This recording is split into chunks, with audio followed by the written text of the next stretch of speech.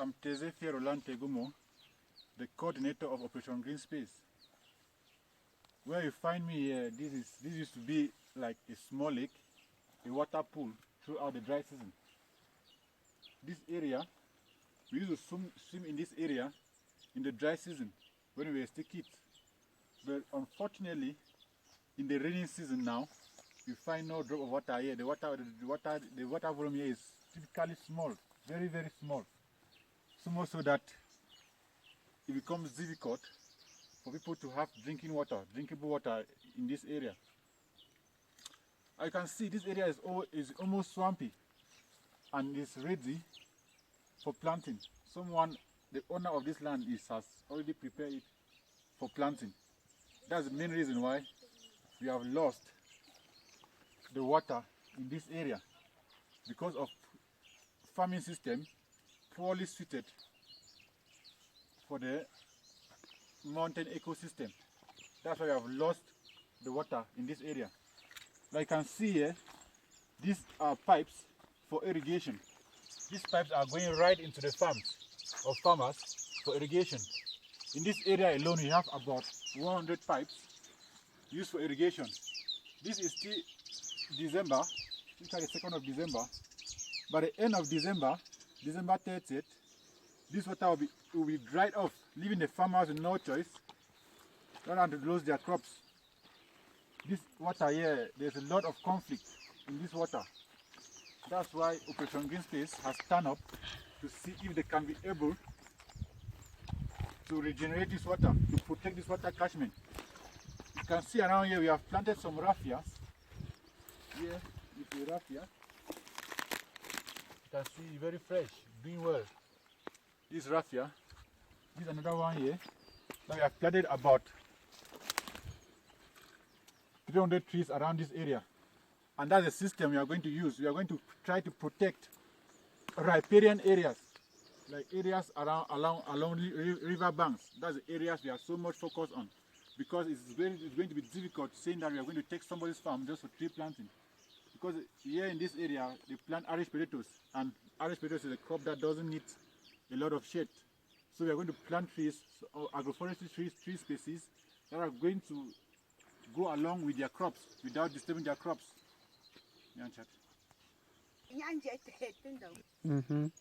Okay, this is Madame Doris, a farmer in this area.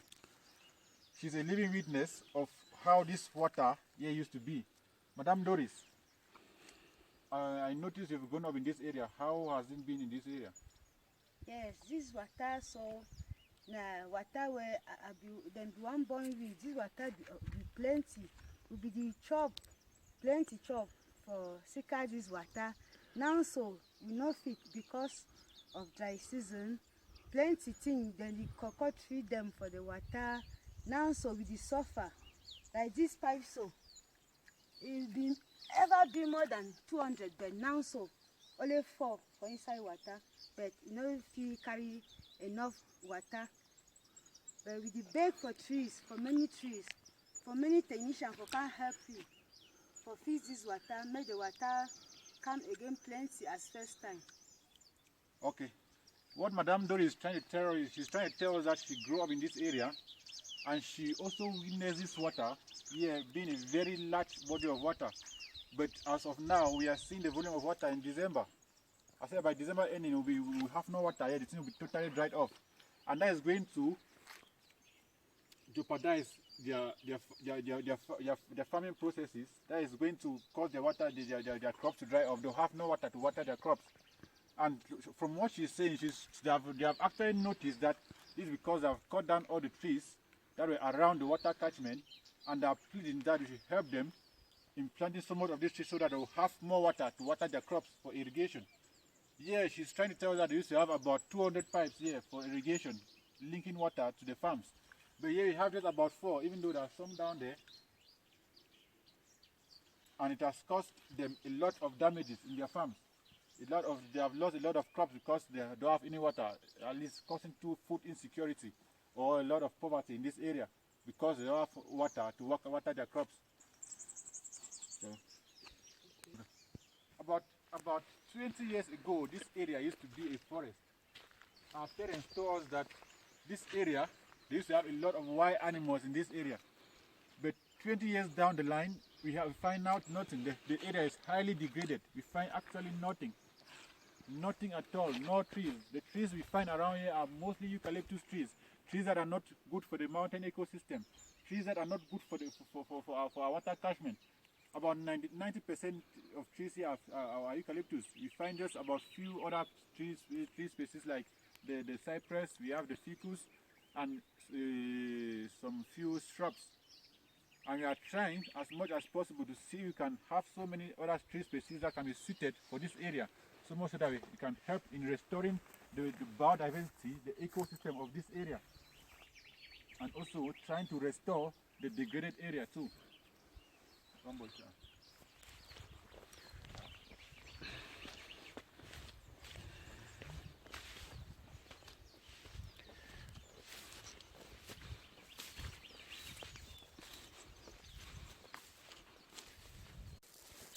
Water, like we say here, is very, very vital for irrigation. As you can see here, this is Irish potatoes, and this is tree flower. This was washing. Without this water, farmers in this area won't be able to grow their crops, and it's going to like increase the level of poverty in this area. And if you don't stand up like the way we are doing now, we try to see if we can protect this water catchment through tree planting, and then the years to come, I'm afraid the situation is going to be horrible, because from now already I've seen a lot of conflict, so much of conflict from the words of the we had some few words with the president of the traditional council here. He explained to us that the cases they have per week for water related conflicts is so much. So we have to like bring in laws that are going to try to regulate these water bodies, that are going to prevent farmers from farming right into water catchment, so much so that the farmers, as you can see, they can keep on watering the crops throughout the dry season. If not, in years to come, about 5-10 years, the farmers will be able to water the crops as we are seeing. The Operation Green Space Nursery, where we use as a source of tree seedlings. Here, this nursery, we can see above here we have nets. These nets are going to save for the purpose of, in short, they are going to reduce the sunlight so that they don't hit the plants directly, as well as they are also going to stop the raindrops so that they don't hit the plants immediately, so much so that it can destroy the leaves. Here in this nursery, we have 3 major plants. Here we have Prunus africana. We have another line of Prunus africana. Another line of Prunus africana. We have about 6 lines of Prunus africana, giving us a total of 2,560 Prunus africana plants. Here we have acacia. We have acacia here in this line. This acacia. Here we have Luciana. We have very bad seeds of Luciana, so we are going to replace them very soon. The seeds were not good seeds. We're going to be replacing these seeds. This other row here we have avocados. These are avocados. These avocados, we are going to grab them. When we grab them, instead of this normal 7 to 8 years period that these plants are going to start producing fruits, they are going to start producing fruits from 3 to 4 years. Yes. So these plants are going to help the farmers, because in this area, we have noticed that farmers are so much reluctant in tree planting. That's why we have choose plants that are much more economical. For example, Prunus africana is a medicinal plant that the bark of these trees is highly demanded in our area. We have people come here to buy these plants. These are tactics that we are using. This is an approach that we are using to convince the farmers to plant trees. Before we started this project, the Green More Initiative, we have to meet the community members so that they tell us what they really want to plant, because we are using a bottom-up approach. We want to plant what the farmers want, and not us imposing on them. I think with that, the project is going to be successful, because the more if we come to impose trees on them, I don't think they're going to take care of those trees. But when they choose the trees, for example, these are trees that I've chosen. We have other trees like Luciana. These trees are going to serve for soil fertility. We have very highly degraded soils here. This area produces a lot of Irish potatoes, cabbages, carrots, a lot of cereals. But they can't do it without fertilizers. They can't do it without fertilizers. So we're going to try to use these trees to like boost the soil fertility. Luciana. In the mock area, there's a lot of market gardening where we have Irish potatoes, we have carrots, we have leeks, we have cabbages, a lot. They produce a lot in this area. But these plants or these crops cannot do well without fertilizers. There's a high use of fertilizer in this area. We're going to try to use this Luciana in order to boost the soil fertility, to reduce the amount of chemicals that the farmers are using, or to reduce the amount of chemical fertilizer that the farmers are using. That's why that's the main reason why you are planting these trees.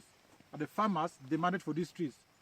Other trees that will be subsequently added in this nursery, will be adding other trees like the mahogany, adding plum trees, fruit trees, and other trees that can help boost or help reduce food insecurity in our area.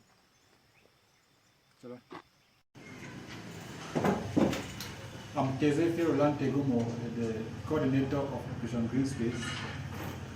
Operation Green Space was founded in 2016, December 2016, and we actually started functioning March 2017, where we launched our activities with the planting of over 300 trees in the mock landscape. While forming the organization, we initially wanted our headquarters to be in the southwest region. But due to the crisis in Cameroon now, we are forced to move our headquarters to the west region of Cameroon. What actually prompted me to come out with this initiative of forming this organization was because I grew up in a community where I witnessed how our biodiversity, how our ecosystem was being degraded.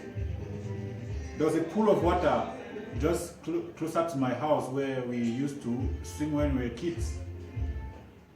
But 15 years down the line, that water body disappeared. There was a lot of conflict concerning irrigation, a lot of conflict for water to be used for irrigation. So I decided that I wanted to do something, but I started being afraid that, but how was I going to start it? How was I going to go about it? I started thinking, each time I was saying I want to start something, I have that fear in me that I was not going to succeed. I was not going to succeed, so I have to postpone it. But came a time where I said, no, this is a time where I have to do something. I have to do something for my community. So as I started something, my mom and my family, friends and so on, they started doubting my effort. So that gave me a lot of fear in me that I was going to fail in what I was going to do. So I started saying, but do I certainly lose my value if I'm not doing something? Which is value, if I'm not doing something which that my family wants me to do? Then I say no. I have to keep my family aside. I have to keep my family aside and then see what to do to help my motherland. So I just got myself engaged. I took the role as a coordinator, that is volunteering. I become a full-time volunteer, which is one of the highest things I've ever done. Volunteering, giving your time, your energy, your love for nothing. I think that brings out the real person in you. The real person in you. I took on the role as the coordinator, became a full-time volunteer, volunteering, giving your time out for, giving your energy, your love, your time for nothing. That's one of the greatest things I've ever done to myself. I started 2 years down the line. I started receiving calls from so many students, so many people wanted to join Operation Green Space, wanted to integrate ourselves into Operation Green Space. Can you bring Operation Green Space to our area?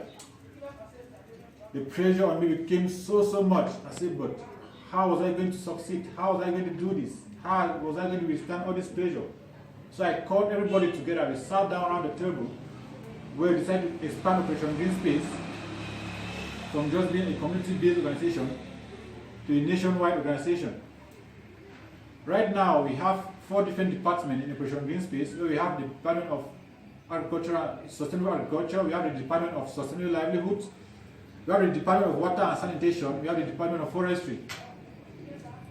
Right now, we have about 11 volunteers, active volunteers, who are all students. Nobody is being paid.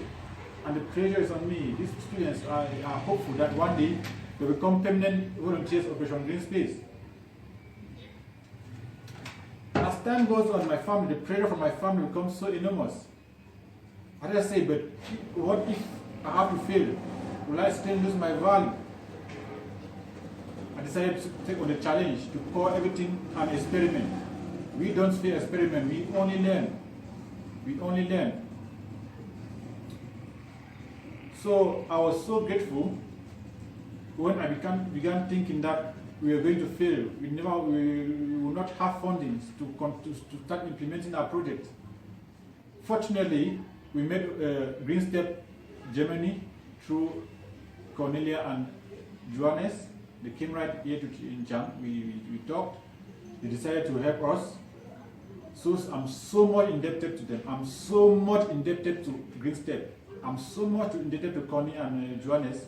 I'm so much indebted to Max for his support, for all his efforts that he's putting behind to see that we have funds for this project. If I don't say I'm grateful to Sandrine and the team who are raising funds for our project, I'm so much grateful. I should have lack words to express how happy I am. I truly lack words. I'm so much indebted to them. I'm so much indebted to them that I'm trying to give back to Mother Earth, giving back to people they don't even know, giving to people they have never met before. That's a very great initiative, a big initiative. So I'm thanking them so much. I'm thanking whosoever is going to donate a franc for our project. I don't really have words to keep on thanking you, because what you are doing is so valuable. Any franc that you give to Mother Earth, you are giving back to yourself. We have one Earth, one planet. We might have so many continents, but we have one planet where we live in, which is Mother Earth. That is our planet. She is our mother, and she has no voices. We have to stand up and become her voices. Have to give back to her. We cannot just rip her apart and expect her to keep on nurturing us. We have to give back to her so that she can keep on nurturing us. So, last year we actually planted 56,000 plus trees in different areas, different projects. Luckily we also acquired a project in a different area which was a little bigger than the project we have in Mok. So we are so happy that, yes, we can a little bit support our volunteers to keep on supporting me, to keep on standing beside me so that we can both succeed together. Thank you very much. Thank you immensely for your efforts. I'm so grateful. Our challenges for this year came in the field of transportation and supporting our volunteers financially. Actually, we have no transportation means, and accessing the communities in the wet season was so difficult. We have to trek for a very long time, long distances, kilometers, because the roads, motorcycles will not even go to the areas. Transporting the trees to the planting site was difficult, so difficult. And 3 of our very important volunteers left because we could not support them financially. They have to fend for themselves, which will cripple the organization so much. We needed to start looking for other volunteers of high competencies to come and replace them, which is very difficult. Everybody wants to work for money. It's very difficult having volunteers. Everybody wants to work, give his time for money right now.